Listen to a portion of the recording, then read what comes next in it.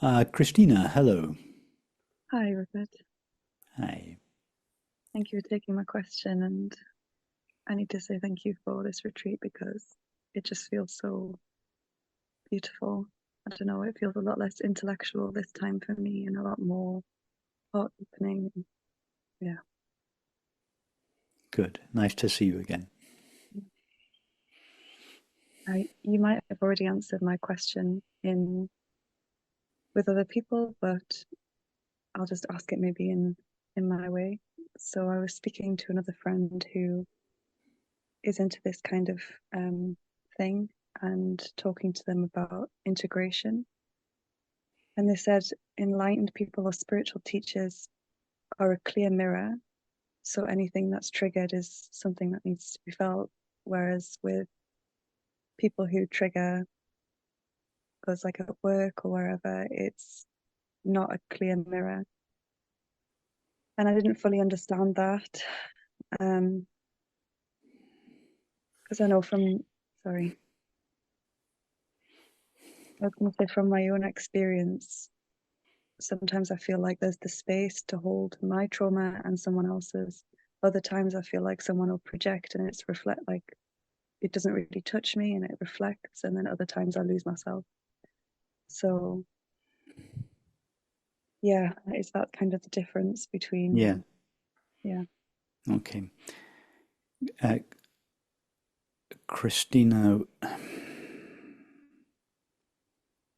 I would be very wary of your friend's attitude. No disrespect to your friend at all. But this idea that enlightened people or spiritual teachers are perfect and clean, clear mirrors, and that if you have any issue with them, any feelings that are provoked as a result of your conversation with them or interaction with them, it's just your own ego being provoked by this clear, enlightened mirror. I think it's nonsense. I think it's worse than nonsense. It's dangerous. Thank you. Yeah, I felt the same way. Yeah. Um,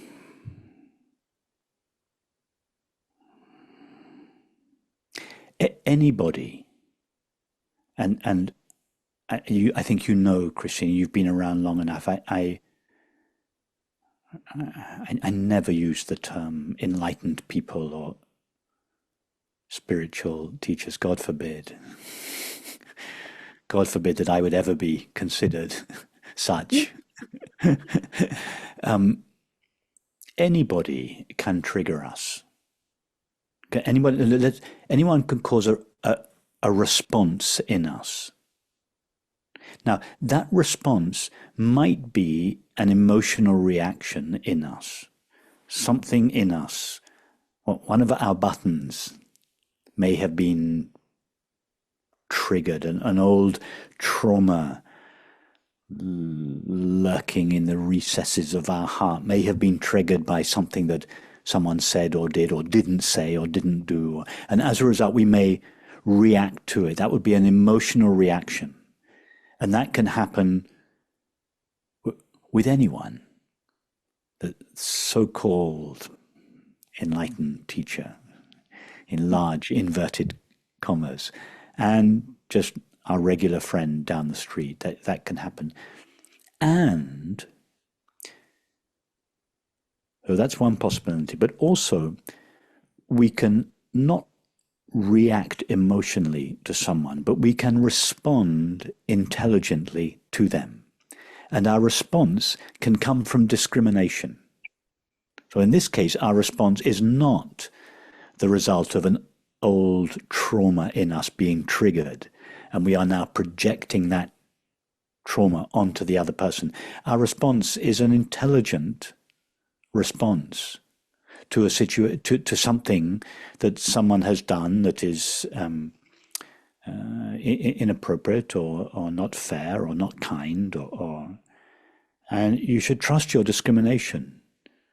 Whether that person is so-called enlightened or not is irrelevant. You trust your understanding. But Christina, don't divide people into enlightened or not. There are no enlightened people. There are no unenlightened people. There's just being, infinite being, whose nature is peace and love, that is the being of all of us, that shines in all of us more or less clearly, more or less of the time. So in some body minds it shines brightly most of the time, not all the time, most of the time. And in others it shines a little less brightly, a little less often. But it's always the same being, shining more or less brightly, more or less of the time. Don't divide people into enlightened or not. And don't abdicate your own discrimination. Be honest with yourself, and you are obviously honest with yourself. Check, is it an emotional reaction or an intelligent response? That's all that matters. If it's an emotional reaction in you, take care of it. But if it's an intelligent response, then have the courage of your conviction and stand by it, whoever the other person is.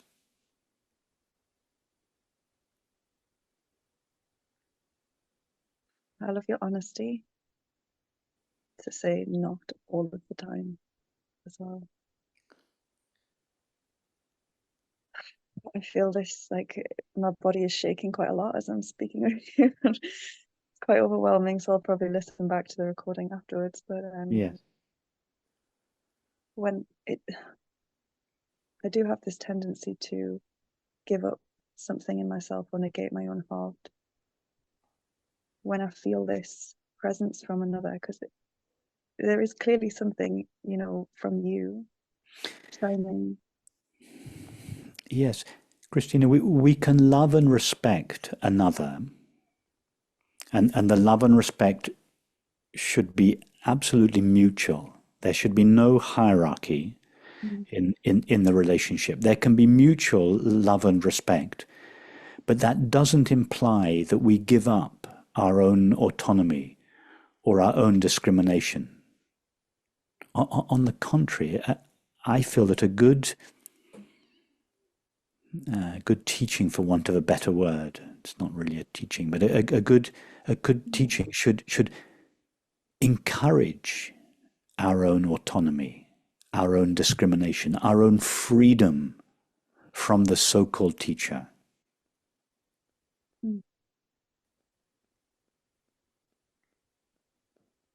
So don't feel that being loving and respectful and being independent and autonomous are mutually exclusive.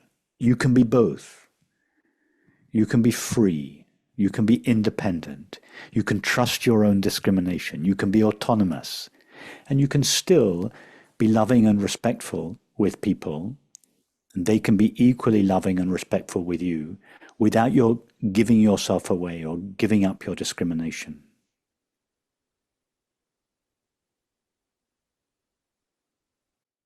I am listening, and I'm also really distracted by my feelings. Okay, listen to the recording again tomorrow. Yeah. It's nice to see you again, Christina.